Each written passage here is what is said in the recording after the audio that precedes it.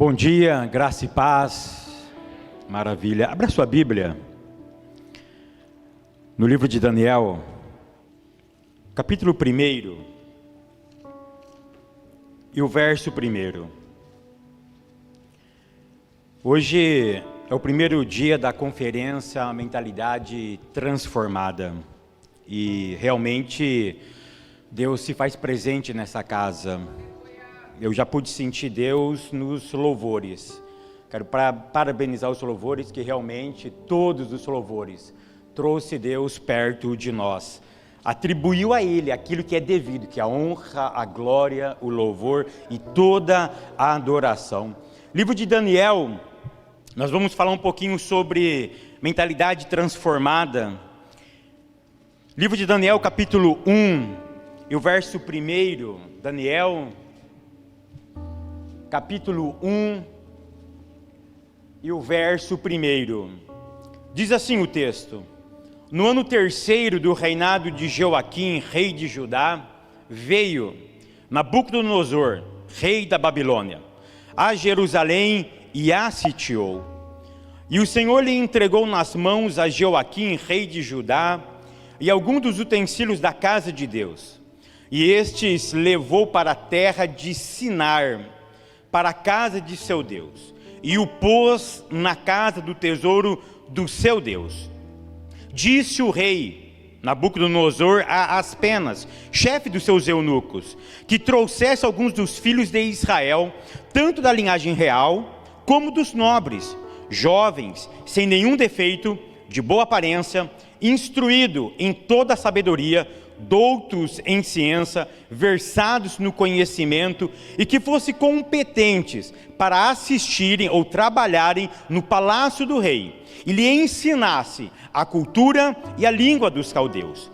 Determinou-lhe também o rei o que eles iam comer diariamente, das finas iguarias da mesa do rei, e beber um pouco do seu vinho, e que assim fossem mantidos por 3 anos.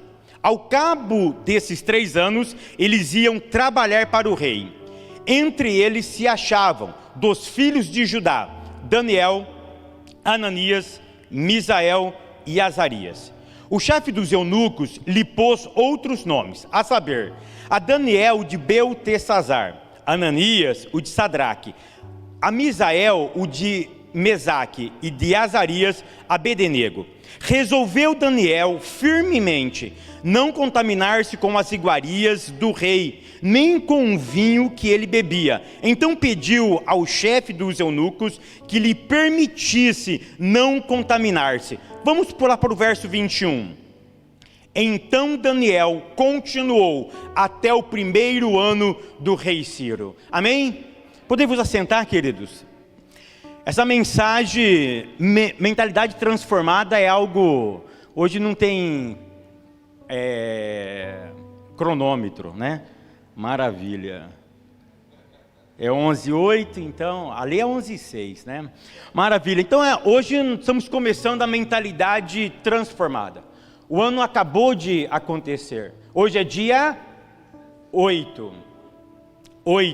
Nós temos aí mais de 357 dias para nós terminarmos o ano.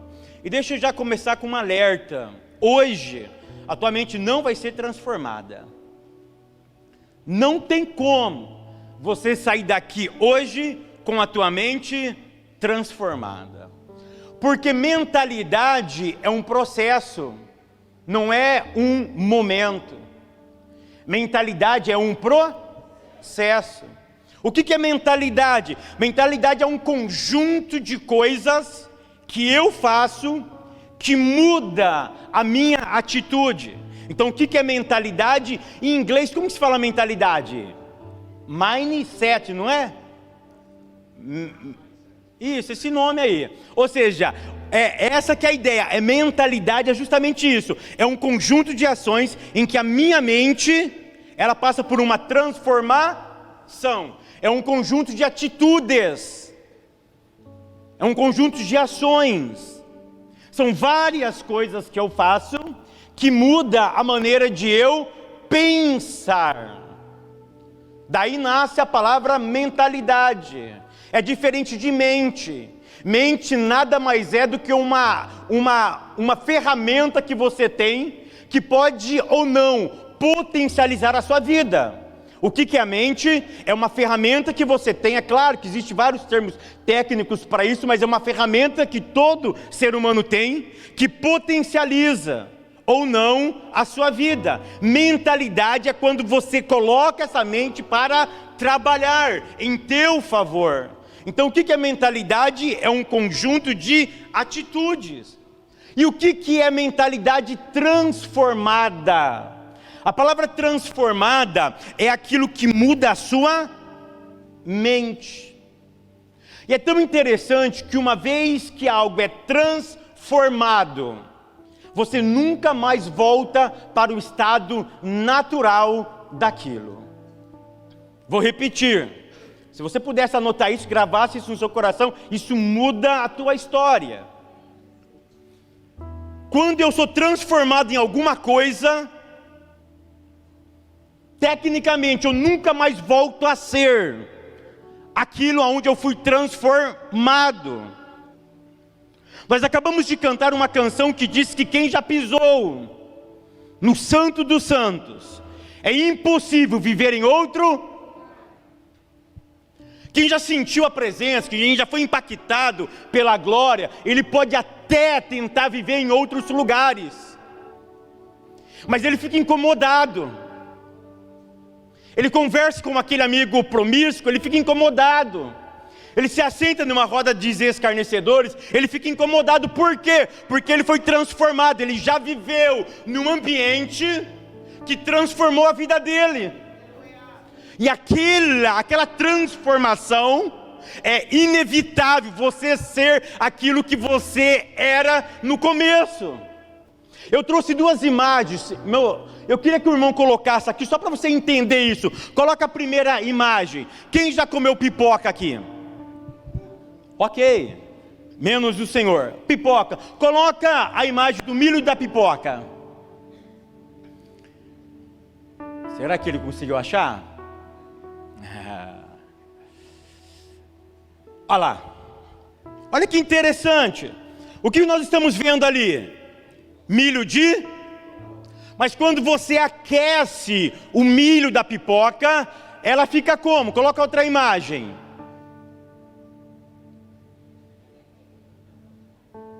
E olha que interessante, você come a parte branca da pipoca, sim ou não? Mas às vezes no meio fica o quê? O milho. Você conseguiu entender a ideia que uma vez que você foi transformado, é impossível você voltar no estado original que você era. Uma vez que Deus entrou na sua vida, uma vez que a metanoia, daqui um pouco eu vou entrar nesse âmbito, uma vez que a metanoia agiu na sua mente, é impossível você voltar no estado original. E eu quero profetizar nesta manhã, que aquele estado que você foi transformado, você pode estar fora dos trilhos, mas é impossível você não sentir mais a presença do Altíssimo na tua história. Você vai voltar no estado que você era. E é tão interessante que ontem essa mensagem foi a primeira mensagem produzida por mim e pelo Pablo. Ontem ele ajudou eu a fazer essa pregação. E é tão interessante que quando eu estava estudando, eu saltei da cadeira e disse: Pablo, vem aqui. O pai teve uma revelação profunda. E aí nós começamos a conversar e nasceu essa mensagem. Olha que interessante, o que é metanoia? Metanoia, meta, é aquilo que transcende, é aquilo que sai da nossa, é aquilo que está acima. Metanoia, mente evoluída, mente acima. E temos a palavra metamorfose, meta, acima, transcende, formose, forma, muda a forma. Então o que é metanoia? Mudança de mente. E metamorfose, mudança de forma. Então olha que interessante, toda metanoia, toda mudança de mente vira uma metamorfose, mas nem toda metamorfose vira uma metanoia. metanoia. Vou explicar na prática. Ou seja, se você não tiver a mente mudada, você pode até enriquecer. Já viu aquelas pessoas que ganhou muito dinheiro? Ele mudou a metamorfose, pobreza para riqueza. Mudou o aspecto, colocou dente, colocou cabelo, colocou botox, tem dinheiro. Agora ele consegue, mudou a forma, mas não teve metanoia, continua avarento, continua soberbo. Você conseguiu entender? É por isso que essa é a revelação profunda que muda a história. Toda metanoia vira uma metamorfose, mas nem toda metamorfose vira uma metanoia. Tem muita gente que vive no exterior, vive de aparência, mas não teve a mente mudada. É por isso que Paulo, lá na carta aos Romanos, capítulo 12, ele diz: rogo-vos, pois irmãos, pela compaixão de Deus, que apresentais o quê? Os vossos corpos, como vivo, santo e agradável a Deus, que é o vosso culto. Rogo-vos, irmãos. Aí no verso 2 ele diz: e não vos conform. O que é não vos conformar? É não entrar na forma, é não ter o pensamento do mundo. Você pode ter aparência de cristão, você pode cantar como crente, pregar como crente, ensinar teologia como crente, você pode estar no YouTube como crente, você pode fazer um monte de coisa como crente, metamorfose. Mas o que importa para Deus não é a metamorfose necessariamente. Por quê? Porque um dia Samuel entra na casa de Jessé, e Jessé começou a trazer os seus filhos, e os olhos de Samuel eram da metamorfose. Ele viu um monte de garoto bonito, elegante e formoso. De repente Deus olha para Samuel e diz: Samuel, você ainda está na metamorfose. Por quê? Eu quero a metanoia. Com quem está a metanoia? Não está aqui, está lá no campo. Ninguém se assenta enquanto a metanoia não chegar. E quem é que chega? Chega um menino, Davi, sem aparência, sem modelo de pastor e de pregador, mas tratava a metanoia. E toda vez que a metanoia afeta o coração e a mente de alguém, é impossível ele não ter a vida transformada, e outras pessoas vão perceber que ele foi transformado pela palavra de Deus. E aí eu preciso então contar a história de uma metanoia, o menino da metanoia. Agora eu já preguei, agora eu já aqueci, não preciso nem de papel mais. Quando eu aqueço não preciso mais nem de papel. Querido, agora vou contar o menino da metanoia, Daniel. Eu queria que todos os jovens estivessem aqui, mas eu vou pregar tanto para jovens quanto a mensagem serve para todo mundo. São todos jovens. Daniel, quando ele escreve esse capítulo, olha que interessante, o capítulo 1, ou o livro inteiro de Daniel, ele escreve, ele tinha 90 anos de idade. Quantos anos tinha Daniel? Ele pega o papiro, ele pega a pena. Ele não morava mais em Israel, agora ele estava na Pérsia, lá com o rei Ciro. E ele pega a pena e começa a escrever. E no capítulo 1 e no verso 1, ele começa a narrar a sua história. Ele não narra o seu nascimento, ele não narra quando ele nasceu, ele narra agora um menino que tem 16 anos de idade. Daniel começa o capítulo dizendo o seguinte: no ano 3º do reinado de Joaquim, rei da Babilônia, veio Nabucodonosor e sitiou a Jerusalém. Esse menino está narrando no verso 1 o caos.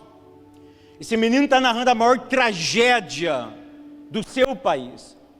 Esse menino nasce no maior avivamento da história de Israel. Ele nasce quando Josias era rei. E quando Josias era rei, Josias estava um dia em casa, e um homem foi lá na igreja limpar a igreja porque não tinha culto. E o homem encontra uma Bíblia, e ele leva então essa Bíblia para o rei. O rei diz: leia para mim essa Bíblia.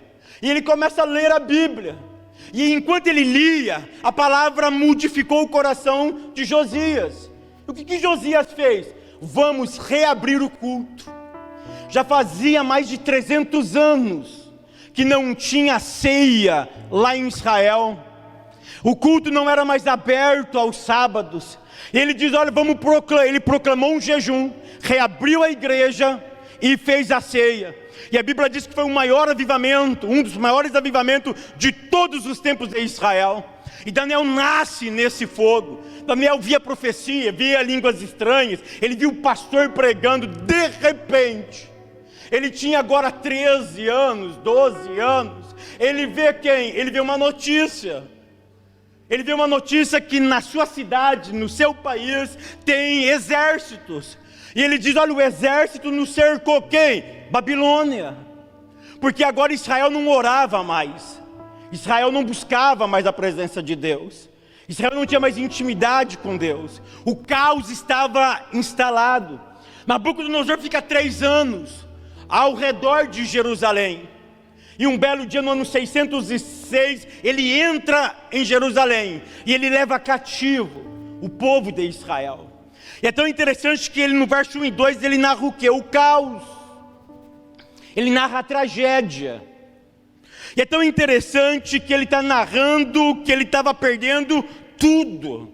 Então olha que interessante, o que Nabucodonosor faz quando ele entra em Judá? Primeira coisa, ele vai no templo. E o que ele tira do templo? Ele não destrói o templo, ele tira coisas do templo. A Bíblia diz que ele tirou alguns utensílios do templo. Por quê? Porque Jeremias já tinha profetizado sobre isso. Que as pessoas acreditavam mais no templo do que em Deus. Acreditavam que enquanto o templo existisse, Deus estaria guardando o seu povo. Não importava a forma que eles viviam. Ou seja, ele estava com a mentalidade errada. Ou seja, basta eu ter um instrumento, que esse instrumento me livra de algumas coisas. Basta eu colocar o Salmo 91 aberto na minha Bíblia, ler em casa, que tudo vai se resolver. E o povo não estava entendendo que Deus é muito mais importante do que coisas. Deus é muito mais importante do que lugares. Deus não habita simplesmente em lugares, Ele habita em pessoas. Nós somos templo do Espírito. Não adianta mudar ambiente se não mudarmos aqui. Isso daqui pode pintar de preto, pode pintar de azul, de amarelo, pode colocar luzes, tira luzes, pode colocar o que for. Esse lugar não atrai a presença de Deus quando a forma é mudada, mas quando a metanoia é mudada. E esse menino, ele tinha quantos anos? 16. E ele narra o caos. Olha o que esse menino perde. Esse menino perde a pátria. Por quê? Ele não mora mais em Israel. Ele mora agora em Babilônia. Ele perdeu a sua liberdade. Não era dono mais do seu nariz. Ele saiu de casa não como estudante, não como universitário, não com uma bolsa de estudo. Ele saiu como escravo. A agenda dele não era mais dele, pertencia a alguém. Ele tinha que fazer aquilo que o outro queria. Ele perdeu a sua família. Ele não tinha mais pai e mãe para cuidar e para orientar ele. Quantos anos Daniel tinha? 16. O que Daniel perde aos 16 anos? Ele perde a referência do culto. Porque na Babilônia não tinha mais culto, na Babilônia não tinha mais pastor, na Babilônia não tinha mais Bíblia, na Babilônia não tinha mais convivência. Ele perdeu tudo. Ele não ouvia mais uma pregação, ele não ouvia mais um louvor, ele não ouvia mais um conselho de um pastor. Ele perdeu a convivência com os santos. Quantos anos Daniel tinha? Deixa eu te dizer algo profético. Metanoia não tem nada a ver com idade. Metanoia está ligada à maturidade. Maturidade não está relacionada à idade. Tem muita gente de 40, 50 anos imaturo. Mas tem muito menino de 15, 16 anos maturo espiritualmente. A prova está em Daniel. Daniel, o menino da metanoia. Aí ele chega no verso 2, ele perdeu tudo. Tão interessante que o Salmo 137 vai revelar como que eles chegaram eles estavam cativos, agora eles são levados para a Babilônia, 800 quilômetros de distância. Agora eles são o quê? Cativos. Quando eles chegaram lá, o salmista escreveu um salmo, qual? 137. Sabe o que eles fizeram quando chegaram na Babilônia? Olha o Salmo 137. Junto ao rio da Babilônia, nós nos assentávamos e chorávamos, lembrando de Sião. Um grupo chorava, um grupo se lamentava, a maioria estava chorando, a maioria estava em nostalgia, lembrando de um passado que não existia mais. E Daniel não. Daniel chega também na Babilônia, mas ele decide fazer a diferença. Quantos anos Daniel tinha? Olha o que Daniel fala no verso 2: e o Senhor entregou nas mãos a Jeoaquim, rei de Judá. Sabe o que Daniel está dizendo aqui? Não foi Babilônia que invadiu, foi Deus que permitiu a Babilônia entrar aqui. Olha o que ele diz no verso 2: o Senhor. A palavra o Senhor é Adonai. Adonai significa: existe um Deus que controla a minha existência. Existe um Deus que não perdeu o controle. Esse exército que estão aqui não é meramente por acaso. Ele foi enviado por Deus, porque tudo que está acontecendo aqui e agora tem a permissão e a vontade de Deus. Se isso está acontecendo é porque Deus permitiu. Quantos anos Daniel tinha? Com 16 anos, ele já tinha meta. O que é metanoia? O que é mentalidade? É um conjunto de atitudes que muda a tua história. Agora esse menino, ele está na onde? Na Babilônia. Enquanto um grupo chora e senta, outro grupo, Daniel, se levanta para fazer a diferença. Mas aí que está o X da questão. Ele chega na Babilônia. Deixa eu te falar uma coisa. Não são, presta atenção no que eu vou te dizer, muito cuidado para aplicar isso.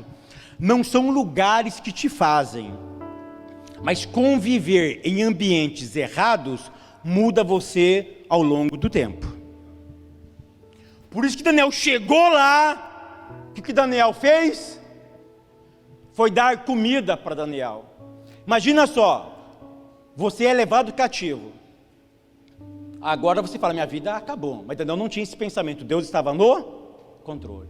Quando chega lá, olha que interessante. Leva Daniel para onde? Para a universidade. Depois você lê o verso 4 e 5. Leva Daniel para a universidade e faz um processo seletivo. Ou seja, não tem processo seletivo para entrar na universidade? Fizeram com Daniel. Tinha que ter boa aparência. Primeiro, tinha que ser da descendência real. Não podia ser da plébia.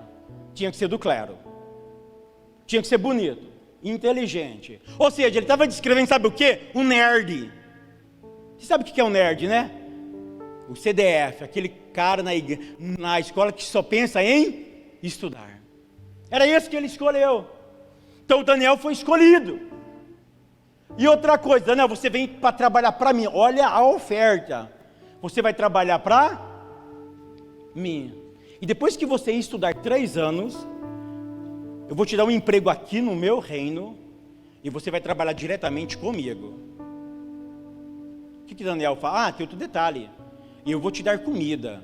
O que eu como, você vai comer. Quando você está com a metanoia, as aparências não te enganam. Quando você está com a metanoia, a aparência não te engana. Eu vou apertar um pouquinho hoje. Olha para mim, coloca na tela por gentileza o verso 4. Coloca o verso 4. Daniel chega na universidade. E o que ele vai aprender na universidade? Querido, presta atenção. Na universidade, olha o que ele ia aprender. Letras e línguas. A palavra letra ali, troca ela por cultura. Olha que interessante, todos os jovens vão vir para a universidade, e o que vocês vão aprender aqui? A cultura. E que língua eles iam aprender? Caldeus. Pega a ideia. Nem toda Boa oportunidade. Quem está com metanoia, não se engana pelas leva, olha que interessante, quando a Babilônia pegava uma pessoa, o que a Babilônia fazia? Matava, oprimia. Mas com esses meninos, eles fizeram diferente, não bateram neles, não espancaram, não torturaram, não colocou eles de escanteio, levou para a universidade. Querido, pega essa que aqui é profundo. Sabe por quê? Porque o diabo entendeu que a batalha não está no mundo das espadas, mas no mundo das ideias. Levo ele para a universidade, e o que eu ensino para ele? A cultura. Cultura que no original hebraico significa as gírias, os trejeitos. E quando eu ensino os trejeitos daquele lugar, eu vou ensinar a língua. Por quê? Porque quando eu aprendo língua, eu preciso aprender a cultura do país. E qual era a língua que Daniel falava? Hebraico. E o que ele ia aprender ali? Babilônico. Querido, pega essa. A luta do diabo não está no mundo das espadas, mas no mundo das ideias. Por isso que eu tenho que ter a minha mente blindada pela palavra de Deus. É por isso que a metanoia tem que ser algo firme e verdadeiro na minha vida. E o diabo hoje, o que ele mais faz hoje, é justamente trabalhar no mundo das ideias. E no mundo das ideias, ele não tem menino e menina. Ele não tem criança, adolescente, jovens, adultos ou velhos. No mundo das ideias, ele pega todos. E é aqui que ele está ganhando a batalha. No Brasil, em 2010, nós tínhamos 27 milhões de cristãos. No último censo, passamos para 42 milhões de cristãos. Crescemos de forma absurda. Não basta ser crente, tem que ter na metanoia. Tem um monte de crente sendo enganado pelo diabo, porque o diabo luta com você no mundo das ideias. Mussolini, um grande ditador italiano, ele tinha uma frase que diz o seguinte: toda verdade, toda mentira dita várias vezes se torna uma. Aprenda uma coisa: mentira sempre vai ser, mas quando ela é dita várias vezes, a gente acha que é a gente acha que é verdade. Vou dar um exemplo. O primeiro beijo na televisão brasileira foi dado na década de 51, no ano de 51, por uma atriz chamada Vida Alves. Em 1950 ou na década de 50. Foi um escândalo. O primeiro beijo gay da televisão brasileira foi dado em 1963 pela mesma Vida Alves. No próximo ano foi o primeiro beijo gay entre homens. Naquela época foi um choque para aquela realidade. Na década de 30, 40, 50, 60, 70, uma mulher ficar de biquíni era um escândalo. E hoje é normal. Por isso que mentalidade é um pro, e o diabo ganha nós no mundo das ideias. Não se acostuma com os padrões do mundo. Daniel não se conformou. O que Daniel fez? Eu não quero comer o que você come.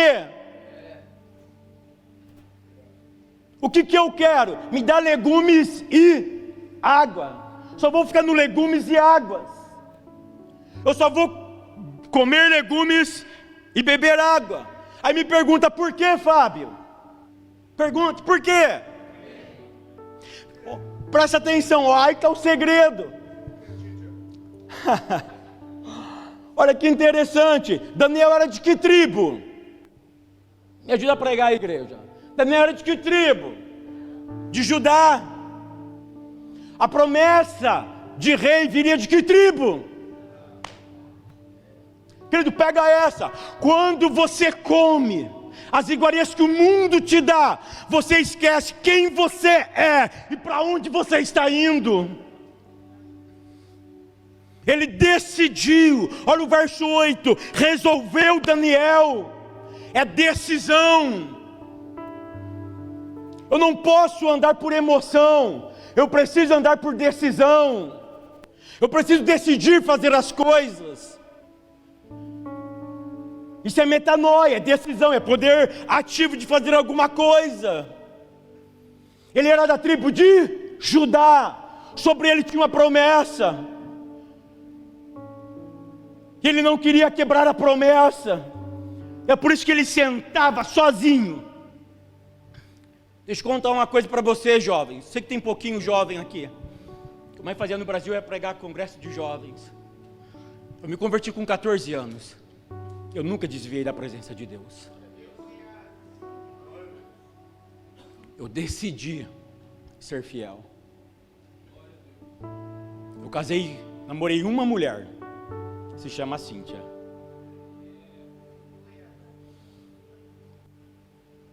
Quer ter uma mentalidade transformada? Não fica beijando todos. Não fica beijando todas.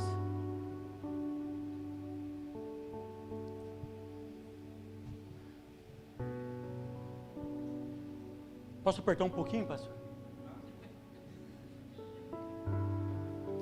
Não seja uma coisa lá e aqui em cima outra. Metanoia. Hoje não se prega mais sobre pecado. Hoje não se prega mais sobre pecado. Foram procurar Deus na igreja, encontraram o mundo nela. Uma pessoa não crente veio na igreja procurar Deus, encontrou o mundo. O diabo não está de brincadeira. Você acha que é o bambambam? Você acha que você... o ano passado eu li 52 livros, e um dos livros que eu li é mais esperto do que o diabo, de Napoleão Hill, um americano. Mas tem pessoas que acham que é o bambambam, acham que o diabo nunca vai te pegar. Ah, mas eu já tenho tantas experiências de fé. Deixa eu te contar uma coisa, não é científico, tá? Você sabe quantas pessoas já viveram no planeta Terra? Já viveram no planeta Terra? Quantas pessoas tem hoje no planeta? 8 bilhões de pessoas. Esse dado é dado pela ONU no dia 15 de novembro de 2022, o ano passado. Acabamos de completar 8 bilhões de pessoas. Existe um estudo americano que em todo o mundo já passou por aqui de 106 a 108 bilhões de pessoas. Não é científico, mas vamos ficar só com 8 bilhões, ok? Vamos ficar só com 8 bilhões. Você está lutando com um ser que ele tem armadilha para 8 bilhões de pessoas. Você está lutando com um camarada, escute o que eu estou te falando, que ele venceu Adão no Éden. Lá no Éden não tinha TikTok, Instagram, YouTube. Lá no Éden não tinha pecado. Lá no Éden não tinha influência. Lá no Éden era todo dia Deus conversando com Adão. Intimidade, face a face, glória real. E o diabo armou uma para ele. E não importa se você é fleumático, colérico, sanguíneo ou melancólico. Não importa se na psicologia você tem um pouquinho de cada, não importa. Para cada um, ele tem uma estratégia para pegar. Se ele pegou Adão, ele não vai pegar eu e você. É por isso que nós precisamos do capacete da salvação. É por isso que eu preciso da espada do Espírito, que é a Bíblia. O diabo fica brincando conosco. Cuidado, eu tenho que levar a sério no que está na Bíblia. Se a Bíblia fala que é pecado, está pecado e pronto, acabou. Vou tocar num assunto aqui, pastor. Está na Bíblia, não briga comigo. Leia a Bíblia, que a sua vida mudará. Glória a Deus. Estou solteiro, estou solteira, mas a igreja não tem. Vou pegar na onde? No mundo.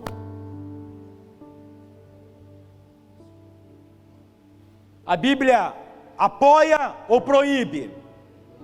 Não ouvi. A Bíblia apoia ou proíbe? Então não dá desculpa. Mas ele é tão bonito. Mas ele é tão bom. Nossa, mas ele é assim, ela é assim. Sabe o que é? Isso acontece em casa, na família, nossa.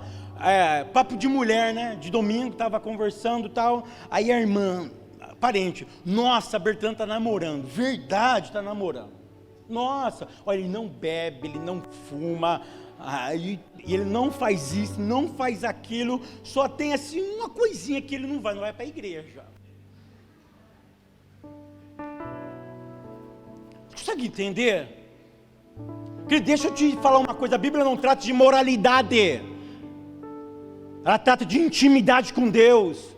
O que salva não é moralidade, porque tem muita gente mais moral do que nós lá no mundo, mas não tem intimidade com Deus. E o que valida a tua entrada na eternidade não é a moralidade, mas é o sangue do Cordeiro. Na hora que o anjo passou lá no Egito, o que ele via? O sangue. Tem sangue aí? Tem sangue aí? Tem sangue lá? Tem sangue aqui? Se tem sangue, a eternidade é para mim. A questão está no sangue. Mas o diabo leva você para a imoralidade. E é ali que ele está ganhando você. É ali que ele ganha. É as formas. E você está lutando com um ser que hoje ele manipula 8 bi. 8 bi. Você imaginou, cara? Sem Jeftar. Amanhã eu te pego. 8 bi. O que você acha que é o tal? Você precisa dar valor naquilo que você é, ou aquilo que Deus se tornou você. Nós temos uma concepção muito interessante, muito diferente de valor e preço. Quem pegou essa? Eu preciso entender o que é valor e o que é. Daniel tinha essa mentalidade. Ele sabia o que era valor e o que era preço. Cadê a água? Joga aqui para mim. Thank you very much. Falei errado, mas tudo bem. Olha que interessante. Pensa que essa água é grande, ok? Você paga quanto no Walmart? Um fardo de 40 eu pago $5. Aí você pega 5, 6 dólares, divide por 40 unidades, não dá nem $1 isso. Sim ou não? Sim ou não? Vamos falar em reais. Você pagou R$1 nesse daqui lá no Walmart. Quanto você pagou nisso? R$1 no Walmart. Você vai lá na padaria, eu fiquei sabendo que tem uma irmã, tem uma padaria aqui, né? Amanda. Não fala o preço, mas lá na padaria, olha que interessante, pega essa, valor e preço. Essa água que lá no Walmart custa 1, na loja dela custa 2. 100%. Calma, não precisa ficar acuada. Aí você vai lá, fala o nome de um restaurante chique aqui. Como? Esse nome que você falou aí, que eu não sei falar. Esse nome chique aí. Aí você vai lá no Chile, né? Olha só, essa água aqui no Walmart custa $1, na Amanda custa 2. Lá no Charles, custa quanto? 5. Pega a visão. Tá barata dela. Ok? Mas vamos aprofundar mais. Essa água aqui no Walmart está 1, na Amanda está 2 e no Chili's está 5. Quanto que custa isso no aeroporto? Você pegou a ideia? Você pegou a ideia? Olha só, pega a ideia. Qual é a ideia? Isso é você. Em cada lugar você tem um preço, porque o valor é onde você está inserido. A Bíblia diz que eu sou imagem e semelhança. Lá na discoteca vão te dar um preço. Lá com os amigos que falam bobagem vão te dar outro preço. O valor que você tem é o mesmo, é valor de sangue. Pedro me disse: não fosse por ouro e prata que fosses comprado, mas pelo precioso sangue de Cristo Jesus. Mas você está na boate, você está na pornografia, você está no pecado. Lá ninguém te dá valor. Então Daniel entendeu que ele tinha um valor para Deus, e valor não se negocia. Valor não se negocia. Valor não se negocia. Eu fui comprado e lavado, não importa o resto. Daniel entendeu isso. Obrigado. Daniel entendeu isso. A diferença entre preço e valor. Você já conseguiu entender isso? Você precisa passar pela meta. Deixa eu dar um conselho hoje. Começa hoje. Você tem que querer. Sabe como você leu 52 livros? Eu quis. É simples assim, você tem que querer. Você tem que decidir. Dói, claro. É bom, às vezes. Mas eu preciso fazer. Eu preciso decidir. Daniel entendeu. O que eu quero que você entenda é que o diabo está no mundo das... E é aí que ele te pega. Sabe por que ele trabalha no mundo das ideias? Porque nós não temos a Bíblia como a fonte de regra e fé da nossa vida. Eu vou apertar mais um pouquinho agora, vai parecer estranho para vocês. Mas deixa eu te pegar. Sabe que o diabo usa às vezes, olha só, as próprias ferramentas da palavra para te enganar? Ele pegou Cristo, ele tentou. Lança-te daí. Lance-te, tu és o filho, lança-te. O que Jesus responde? O que ele podia fazer? É verdade, eu sou o filho, eu vou fazer o quê? Mas o que ele faz? Ele rebate com A. O que ele diz para Satanás? Não, mas também está escrito. O que está escrito na palavra? Não tentarás o Senhor teu. Deixa eu te pegar. A Bíblia diz que a fé vem pelo ouvir e ouvirá.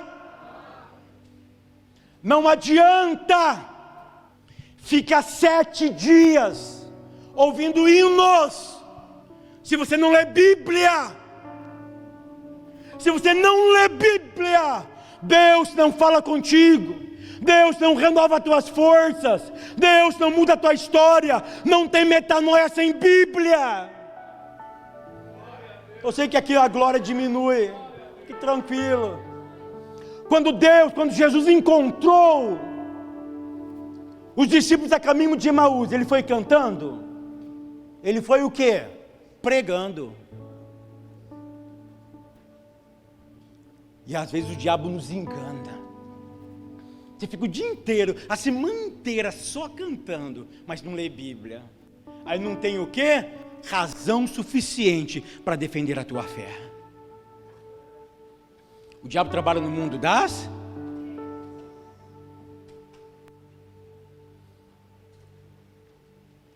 Olha que interessante.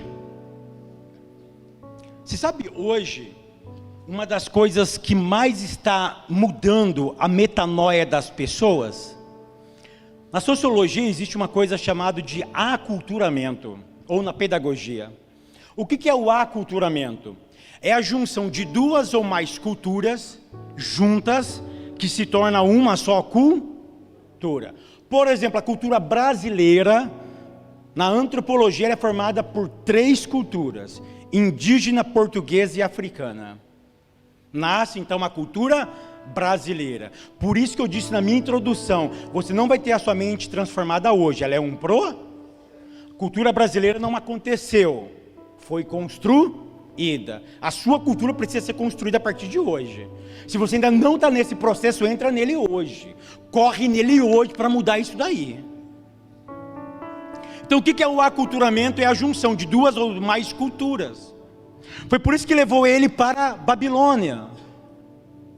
Para quê? Para que a cultura babilônica sufocasse a cultura judaica.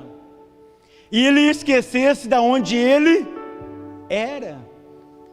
E com os avanços tecnológicos, um fenômeno antropológico e sociológico que está entrando, hoje o que mais muda a metanoia, infelizmente, não é mais culto, não são mais agremiações, locais onde você frequenta, mas aqui eles chamam de assimilação indireta. Resumo da ópera: rede social.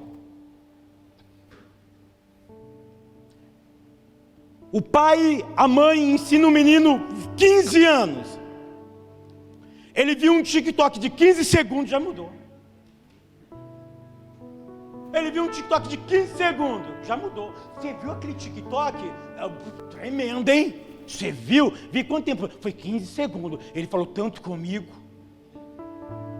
15 segundos. Você conseguiu entender? Ó, o que mudou, o que você construiu. Tanto, uma virada de chave em 15 segundos.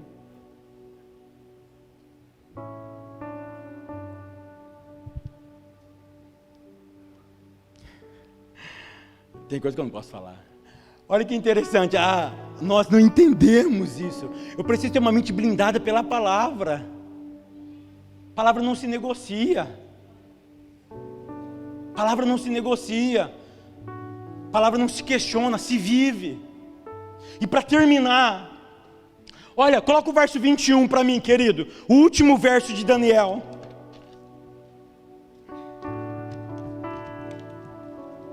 Verso de Daniel. Olha aqui, ó.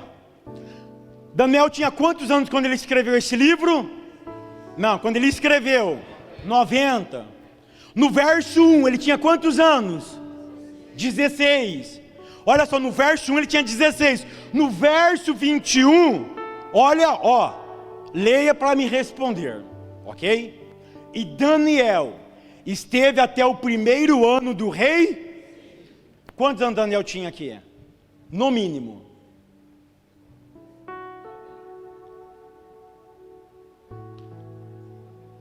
Quantos anos durou o cativeiro babilônico? 70. Olha só, ele começa a narrar o cativeiro babilônico. Ele tinha 16 anos. Passa 70 anos. E ele diz agora, o cativeiro babilônico já passou. Agora eu estou no 1º ano do rei. 70 mais 16? 86. Quase 90 anos. Sabe o que Daniel está me ensinando aqui? Algumas verdades. Primeira, o pecado é passageiro, mas a convicção é inegociável. Sabe o que Daniel está querendo dizer aqui? Reinos vêm e passam, mas eu que confio no Senhor permaneço para sempre. Irmão, esse verso é profundo. Daniel está querendo dizer o seguinte: quem vive no pecado tem a sua história apagada. Quem vive no pecado tem a sua história apagada. Quem conhece um babilônico hoje? Conhece um babilônico? Difícil não existe. Seleção da Babilônia, não tem. Por quê? Viveu no pecado. Teve uma profecia que seria extirpado Babilônia. Não existe mais Babilônia. O que Daniel está querendo dizer é o seguinte: o pecado tem um preço, mas a santidade tem um valor. Você conseguiu pegar aqui? Daniel está dizendo o seguinte: em 21 versículos, ele narra 70 anos de história, e ele diz para mim e para você que vale a pena ser fiel. Aplauda o Senhor.